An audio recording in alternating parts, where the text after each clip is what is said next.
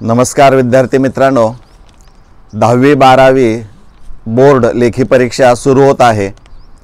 या परीक्षेला 10वी आणि 12वीच्या विद्यार्थ्यांनी या गोष्टी करू नयेत आणि या गोष्टी केल्या पाहिजेत। म्हणजे कोणत्या गोष्टी करायला पाहिजेत आणि कोणत्या गोष्टी करू नयेत की ज्यामुळे तुम्हाला त्रास होणार नाही, या अनुषंगाने आज आपण या व्हिडिओमध्ये चर्चा करणार आहोत। सकाळ सत्रामध्ये 11 ते 2 हा पेपर असतो। बरोबर 10 वाजता परीक्षा केंद्रावर हजर राहणं आवश्यक असणार आहे आणि दुपार सत्रामध्ये 3 ते 6 हा पेपरचा कालावधी असेल तर 2 वाजता केंद्रावर हजर राहणं आवश्यक आहे। विद्यार्थी मित्रांनो, ज्यावेळी तुम्ही शाळा किंवा महाविद्यालयाच्या आवारामध्ये प्रवेश कराल त्यावेळेस तुम्हाला बैठक व्यवस्था असणारा एक बोर्ड दिसेल। तिथं तुमचा एक्झाम नंबर जो असणार आहे त्यावरून खोली क्रमांक म्हणजे लेक्चर हॉल नंबर आणि ब्लॉक नंबर कुठं आहे ते एकदा खात्री करून घ्या आणि डोकं शांत ठेवून मनन करा। 10:30 वाजता बरोबर एक दीर्घ बेल होईल। याचा अर्थ असा आहे की तुम्हाला त्या परीक्षा हॉलमध्ये प्रवेश करायचा आहे। त्यावेळेस प्रवेश करण्यापूर्वी तुमच्याकडे असणारे चप्पल असेल, बूट असेल, सॉक्स असेल, बेल्ट असेल, सॅक असेल किंवा रायटिंग पॅड सुद्धा, ह्या ज्या गोष्टी तुम्ही नेल्या असतील ह्या सगळ्या किंवा मोबाईल, ह्या सगळ्या गोष्टी तुम्ही बाहेर ठेवायच्या आहेत। आणि आत जाण्यापूर्वी स्वतःचे खिसे पूर्ण तपासून घ्या की त्यामध्ये चुकून एखादी त्या विषयाशी निगडीत एखादी लहानशी चिठ्ठी किंवा माहिती असणारे एखादा कागद जर असेल तर तो अडचणीचा ठरू शकतो। तो असेल तर तात्काळ तो खिशातून बाहेर फेकून द्या। म्हणजे कुठे जिथं डस्टबिन असेल त्या डस्टबिनमध्ये टाकून द्या। आणि ह्या सगळ्या गोष्टी तुम्ही बाहेर ठेवल्यानंतर परीक्षा हॉलमध्ये प्रवेश करा आणि जिथं तुमचा एक्झाम सीट नंबर असेल, जर मोठा वर्ग असेल तर 2 किंवा 3 ब्लॉक्स असणारे आहेत, त्यामुळं फळ्यावर तिथं तुमचा एक्झाम सीट नंबर कुठं आहे तिथं लिहिलेलं असतं आणि त्या ठिकाणी जाऊन तुम्ही काय करा, तो बेंच जो असणारा आहे तो पहा आणि त्या बेंचवर आणि डेस्कवर जाऊन तिथं तुम्ही काय करायचं आहे, बसायचं आहे। बसल्यानंतर आजूबाजूला त्या बेंचच्या खाली किंवा डेस्कच्या खालच्या बाजूला कुठं कागदाची चिठ्ठी वगैरे दिसते का याची खातरजमा करून घ्या। जर असेल तर तात्काळ जे शिपाई काका असणार आहेत त्यांच्याकडे तुम्ही ते सुपूर्त करा किंवा जाऊन डस्टबिनमध्ये टाकायला काही हरकत नाही। परंतु असा कागद तिथं आसपास जवळ कुठं असेल तर तो तुमच्या दृष्टीनं अडचणीचा ठरू शकतो आणि त्यामुळं ही काळजी घेणं खूप महत्त्वाचं असणार आहे। त्यानंतर तुमच्याकडं आय कार्ड असेल, रिसीट असेल, हे दोन्ही एकत्र करून जिथं एक्झाम सीट नंबर लिहिलेला आहे त्या डेस्कवर तिथं ठेवा, त्या शेजारी ठेवा। म्हणजे जे सुपरवायझर असणारे आहेत त्यांना त्याचं खातरजमा करून घ्यावी लागते, त्यावेळेस ते तुम्हाला न विचारता देखील ते बघू शकतात। म्हणजे कोणतीही अडचण त्याच्यामध्ये येणार नाही। लिखाणासाठी लागणारं जे साहित्य असणार आहे, तुम्ही ज्या बेंचवर बसणार त्याच्या बाजूला पट्टी असेल, पेन्सिल असेल किंवा कंपास बॉक्स असेल, अन्य मटेरियल तिथं तुम्ही ठेवू शकता। म्हणजे तिथं कोणतीही अडचण तुम्हाला येणार नाही। त्यानंतर वर्गामध्ये ज्यावेळी सगळे विद्यार्थी येतील, एक ब्लॉक साधारणतः 24 विद्यार्थ्यांचा असेल, साधारणतः 1-2 विद्यार्थी कमी असतील, त्यावेळेस जे पर्यवेक्षक तुम्हाला आलेले असणारे आहेत ते तुमचं फिजिकल व्हेरिफिकेशन करतील। म्हणजे प्रत्येक विद्यार्थ्यांचं फिजिकल व्हेरिफिकेशन म्हणजे किसे तपासले जातील, त्यांनी कुठं कॉपी एका शर्टच्या आतल्या बाजूला कुठं लिहिलेले आहे का किंवा काही कागदाची चिठ्ठी आहे का, ह्या सगळ्या गोष्टी पुन्हा एकदा आत तपासल्या जातात। त्यामुळं अगोदरच आपण ती काळजी घेणं गरजेचं आहे। म्हणजे फिजिकल व्हेरिफिकेशन हे तिथं आत गेल्यानंतर 100% केलं जातं, हे लक्षात घ्या। कारण स्क्वॉड केव्हा येऊन ती तपासणी करू शकतं आणि त्यात जर आपण आढळला तर कॉपी केस होऊ शकते आणि हे टाळायचं असेल तर तुम्ही अगोदरच हॉलमध्ये येण्यापूर्वी ह्या गोष्टींची काळजी घेणं गरजेचं आहे। एकदा फिजिकल व्हेरिफिकेशन झालं की तुम्हाला ते सुपरवायझर उत्तरपत्रिका देतील। उत्तरपत्रिका दिल्यानंतर त्या उत्तरपत्रिकेवर जी माहिती तुम्हाला भरायची आहे त्यावर विषय असेल, लँग्वेज ऑफ आन्सर असेल किंवा सेंटर नंबर असणारा आहे, तुम्हाला जे ॲडमिट कार्ड दिलं असणार आहे, हॉल तिकीट, त्यावर या सगळ्या गोष्टी असणाऱ्या आहेत। त्या सगळ्या गोष्टी लिहा, तिथं तुमची सही करा, तिथं दिनांक पण लिहायचा असतो। त्यानंतर थोड्या वेळानंतर लँग्वेज ऑफ आन्सर वगैरे सगळं लिहिल्यानंतर आतल्या पानावर ज्या काही विद्यार्थ्यांच्यासाठी सूचना असणाऱ्या आहेत त्या देखील एकदा नजरेखालून घाला. म्हणजे तिथं काही म्हणजे कसं वर्तन तुमचं असलं पाहिजे, कोणती काळजी घेतली पाहिजे, त्या दृष्टीनं इन्स्ट्रक्शन विद्यार्थ्यांसाठी त्या मुख्य पानाच्या आतल्या बाजूला असणाऱ्या आहेत त्या एकदा तुम्ही वाचून घ्या.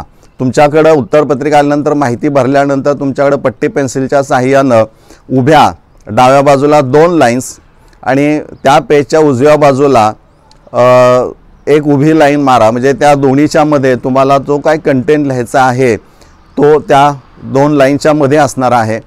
डाव्या बाजूला ज्या 2 लाईन असणार आहेत त्यामध्ये साधारणपणे मेन क्वेश्चन नंबर आणि सब क्वेश्चन नंबर लिहिला जातो. त्या असेसमेंट नंतर तिथंच ते गुण टाकले जातात. त्यामुळं उभ्या 2 लाईन डाव्या बाजूला आणि उजवी एक लाईन ही त्या पेपरच्या त्या कागदाच्या किंवा पेजच्या बाजूला किंवा त्या व्हर्टिकल असणं आवश्यक असणार आहे. म्हणजे हे झाल्यानंतर तुम्हाला बरोबर 11 वाजता बरोबर 11ची बेल होईल त्यावेळेस तुम्हाला प्रश्नपत्रिका दिली जाईल. प्रश्नपत्रिका दिल्यानंतर 10 ते 12 मिनिटांमध्ये जी प्रश्नपत्रिका असणारी आहे त्यातले सगळे प्रश्न शेवटपर्यंत, प्रत्येक प्रश्न हा शेवटपर्यंत वाचला पाहिजे आणि वाचत असताना मनामध्ये एक सोप्या प्रश्नांची आणि अवघड प्रश्नांची मांडणी तुम्ही केली पाहिजे. ती मांडणी करत असताना त्या प्रश्नपत्रिकेवर कसल्याही प्रकारच्या खुणा करू नका, कारण काय तिथं लिहित गेला तुम्ही तर ती कॉपी केससुद्धा होऊ शकते आणि त्यामुळं तिथं काही न लिहिता मनामध्ये तो सिक्वेन्स ठेवा आणि एकदा प्रश्नपत्रिका वाचून झाली की मग उत्तरं लिहायला सुरुवात करा.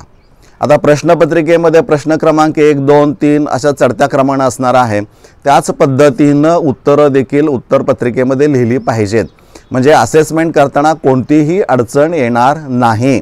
म्हणजे पुढं मागं लिहिण्याचा प्रश्न निर्माण होणार नाही याची काळजी आपण घ्यायची आहे. म्हणजे जर अवघड वाटत असेल तर तिथं किती स्पेस असणार आहे तेवढ्या लाईन्स तुम्ही रिकाम्या ठेवल्या तरी चालतील, म्हणजे अडचण फारशी येणार नाही. परंतु सिक्वेन्सनं प्रश्न आणि जे आहेत त्याची उत्तरं उत्तरपत्रिकेमध्ये तशीच शक्यतो येऊ द्या, म्हणजे कुठं अडचण होणार नाही. हा त्यातला एक सगळ्यात महत्त्वाचा भाग असणारा आहे. आता बऱ्याच वेळा असं होतं की उत्तरपत्रिका ज्यावेळी तुम्ही लिहायला सुरुवात करता त्यावेळेस शेजारच्या विद्यार्थ्याला अडचणी येतात उत्तरांची.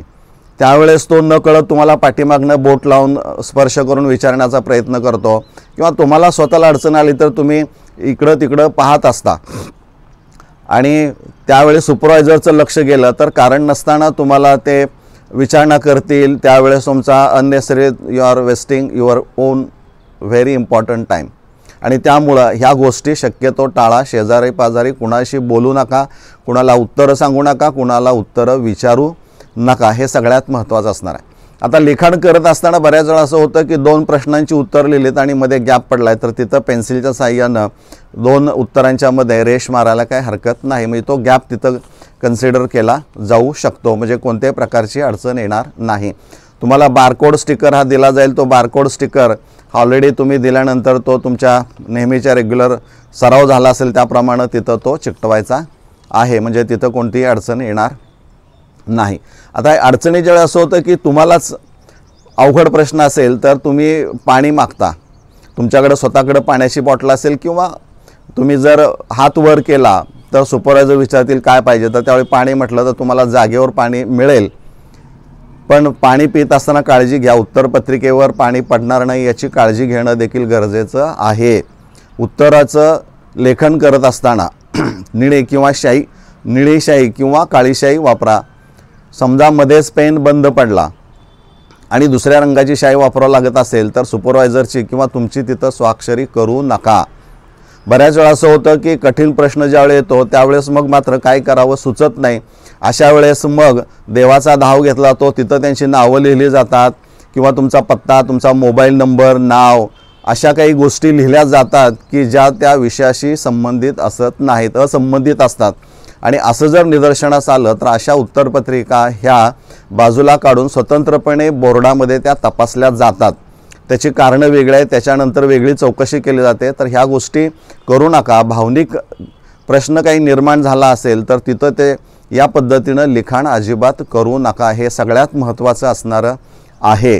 लक्षात घ्या, तुम्हाला जर पुरवणी अपेक्षित असेल तर एक 2 पेजेस राहिले असतानाच हात वर करा. सुपरवायझर तुम्हाला विचारतील काय अपेक्षित आहे, तर पुरवणी पाहिजे असेल तर ते बघतील. आज पेजेस जर जास्त रिकामे असतील तर तुम्हाला पुरवणी दिली जात नाही. त्यामुळं मॅक्झिमम पेजेस म्हणजे एखादा दुसरा पेज राहिला असेल तर ते तुम्हाला पुरवणी देऊ शकतात आणि ती पुरवणी घेतल्यानंतर त्या पुरवणीवर असणारी सगळी माहिती लिहिणं आवश्यक असणारं आहे. लक्षात घ्या. पण बऱ्याच वेळा ती माहिती लिहिली जात नाही आणि चुकून जर गहाळ झाली तर मग मात्र बऱ्याच अडचणी निर्माण होऊ शकतात. त्यामुळं पुरवणी जितक्या तुम्ही घ्याल त्या प्रत्येक वेळेस त्या पुरवणीवर सगळी माहिती जी वर असणारी आहे ती लिहिणं अपेक्षित असणारं आहे. सगळे प्रश्न सिक्वेन्सनं सोडवले आहेत का नाही ते एकदा खातरजमा करा. त्यानंतर वेळेचं भान ठेवलं पाहिजे. घड्याळाकडे लक्ष असणं आवश्यक असणार आहे. टाईम मॅनेजमेंट तुम्ही ठरवलेले असणार आहे प्रश्नांच्या डिफिकल्टी लेवलच्या आधारे. त्याप्रमाणे टाईम मॅनेजमेंट होत आहे की नाही यासाठी घड्याळाकडे आपलं लक्ष असणं आवश्यक असणारं आहे. हे सगळ्यात महत्त्वाचं आहे. बऱ्याच वेळा स्क्वॉड येतं त्यावेळेस तुमचं पुन्हा फिजिकल व्हेरिफिकेशन होऊ शकतं. त्यामुळं त्यांनी जर फिजिकल व्हेरिफिकेशनला मागणी केली तर तुम्ही नकार देण्याचं काही कारण नाही. जर आपल्याकडे काही कंटेंट नसेल त्या विषयाशी संबंधित तर आपण काळजी करण्याचं काही कारण असणार नाही. हा एक त्यातला सगळ्यात महत्त्वाचा भाग असणार आहे. कारण पुढच्या अनेक अडचणी निर्माण होतात. त्यामुळं ह्या गोष्टी शक्यतो टाळा. कॉपी हा प्रकार स्वप्नात देखील विचारात घेऊ नका. गुण कमी मिळाले ते चालतील पण ते माझे स्वतःचे असतील. त्यावर कुणाचा इतरांचा अधिकार मित्रांचा वगैरे असणार नाही. इतका अभिमान तुम्हाला असणं आवश्यक असणारं आहे. कारण तेच तुम्हाला शेवटपर्यंत घेऊन जाणारं आहे. आणखीन एक गोष्ट महत्त्वाची आहे की गेल्या वर्षापासून 10 मिनटं वाढीव दिलेली आहेत. त्यामुळं 11 ते 2 पेपर असेल तर 2 वाजून 10 मिनिटांनी उत्तरपत्रिका बरोबर घेतली जाईल. म्हणजे शेवटच्या 10 मिनिटांमध्ये तुम्ही सगळे प्रश्न जे अपेक्षित असणार आहेत तेवढे सोडवलेले आहेत की नाहीत आणि जर काय राहिलं असेल तर ते पुन्हा कुठं राहिलं ते तिथं लिखाण करणं आवश्यक असणारं आहे. त्याचं सबमिट करण्यापूर्वी त्याची रिव्हिजन आपण म्हणूया. सगळ्या प्रश्न व्यवस्थित सोडवलेले आहेत की नाहीत का काही राहिलेले आहेत हा भाग शेवटच्या 10 मिनिटांमध्ये बघणं फार आवश्यक असणार आहे. ती 10 मिनटं त्यासाठीच फक्त आपण ठेवायची आहेत. अगदी शेवटचा 1 मिनिट राहिला आहे तरी बी लिखाण करतोय बरं का. मग सप्लिमेंट जोडायची राहिलेली असते, अनेक गोष्टी राहिलेल्या असतात आणि मग हे नाही ते नाही ते नाही, तर अशा कोणत्याही गोष्टी करू नका. बरोबर 11-2 पेपर असेल तर 2 वाजता ज्या सप्लिमेंट्स तुम्ही घेतलेले असते त्या सप्लिमेंट सगळ्या जोडायच्या आहेत. मुख्य उत्तरपत्रिकेवर तिथं मुख्य उत्तरपत्रिका अधिक नंबर ऑफ सप्लिमेंट्स अटॅच्ड असतं. मुख्य पत्रिका म्हणजे 1 आणि 2 सप्लिमेंट जोडले असतील 2 बरोबर 3 हे लिहिणं गरजेचं आहे. किंवा सप्लिमेंट जोडलीच नाहीत तर 1 + 0 = 1 लिहिणं अपेक्षित असणारं आहे.